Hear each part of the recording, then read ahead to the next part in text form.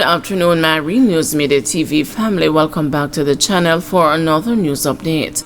And in the news this afternoon, cabby with 3 warrants and 170 outstanding traffic tickets held by police.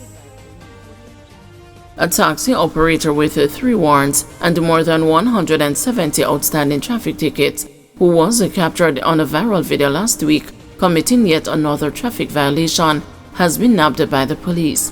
Head of the Public Safety and the Traffic Enforcement Branch, Gary McKenzie, told the news on Friday that the taxi man, 23-year-old drove slowly, was seen via the dashcam of another motorist traveling along Mullines Road on the wrong side of the road, driving quite carelessly.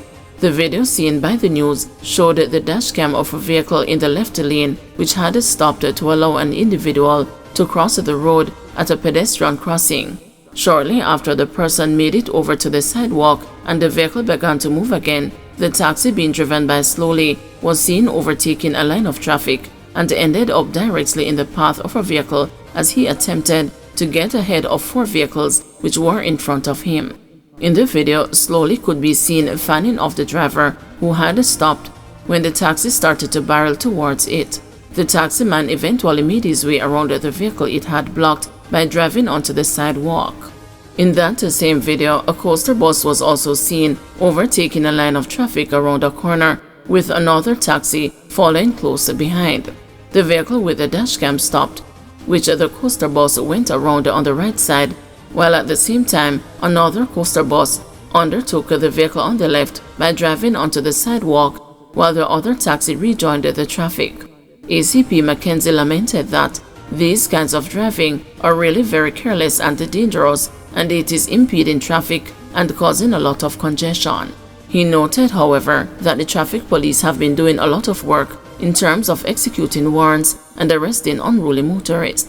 The fact that someone can have 179 outstanding tickets really means that the police are prosecuting these people, he said in reference to slowly.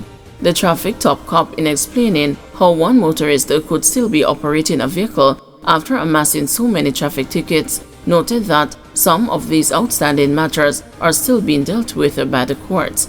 There are other instances where for some of the matters persons are bowled over and so on, and there are some that he may not have attended court, but the warrants are just not yet issued, he said. The 3 warrants for Slowly's arrest related to no public passenger vehicle badge, careless driving where no collision occurs, and the failing to comply with the traffic signs.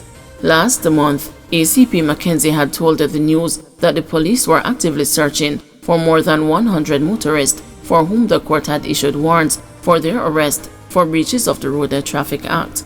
Under a new Traffic Thursdays initiative, the PSTEB has been publishing the names of motorists, including some with up to 5 warrants, and urging them to immediately turn themselves into the office of PSTEB at 16.5 Lower Elliston Road, Kingston 16. The police are actively searching for the persons for whom warrants are out, and the individuals who turn themselves in will be formally arrested and taken to court, McKenzie told the news then. He said that the PSTEB had taken to routinely publishing the names via social media and has been reaping success. McKenzie noted that some motorists, as a result of the social media post, have turned in themselves. The JCF is doing its best to aid the public as it relates to informing them or informing persons that it may affect that there are warrants out for their arrest for road traffic breaches. Slowly's name was not among the 120 names published on the list. PSTEB is urging anyone knowing the whereabouts of the motorist named to make contact with the police or give information by calling 876-349-9366.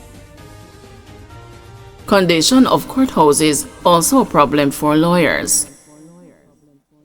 After clerks at the Kingston and the St. Andrew Parish Court last week staged a 2-day sick-out to press for better working conditions, attorney Alexander Shaw says the state of most courthouses across the island leaves much to be desired.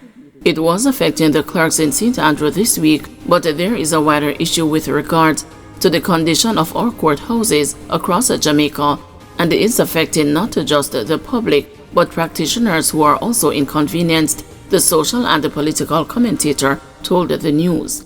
The attorney, who like others in the profession journeys to other circuits across Jamaica, says the age-old issue of courts, which have long outgrown their capacities and are housed in ramshackle buildings with less than adequate facilities, contribute to frustration for judges, court staff, attorneys, and the court users.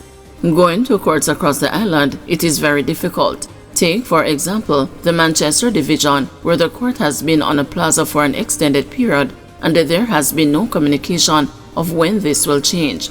I have to be searching around to find a parking nearby, and you have to pay. The same thing happens at the St. Elizabeth Parish Court. There is not even a desk for counsel to rest his documents, Shaw told the news.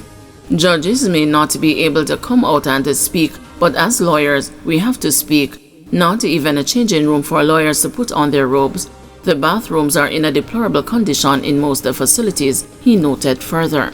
Shaw, however, singled out the Supreme Court in downtown Kingston, St. James Parish Court, and the Chapelton Outstation Court of the Clarendon Court as being a cut above the rest, a standard which he says should apply to all court buildings island-wide.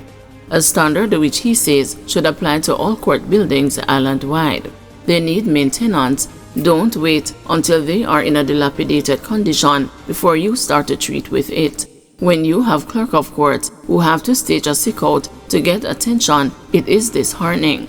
On the one hand, we have matters being turned around in quick time, but I think the conditions need to be addressed because regardless of who you are, you will have to use the courts at some time, he noted.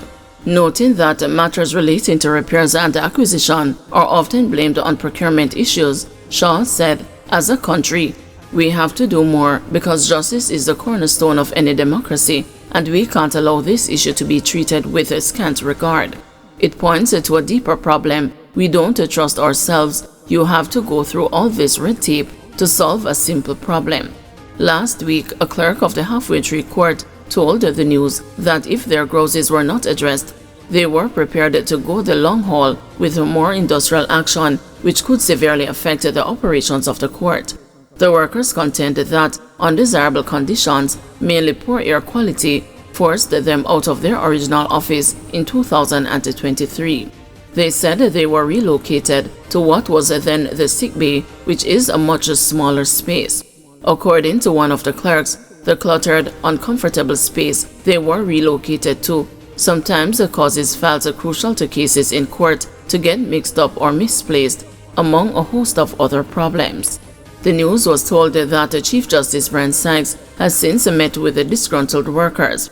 The Court Administration Division said late yesterday that arrangements have been made for the clerks to be absorbed into other sections of the court's offices on their return to work today. Jamaica's 14 parishes have parish courts that exercise limited jurisdiction in civil and criminal matters. The courts for the parishes of Kingston and St. Andrew are combined to function as one court with jurisdiction for the corporate area. As a result, there are 13 parish courts with over 40 outstations in townships across the island. Guys, thank you for watching. See you this evening at 6 p.m. for another news update.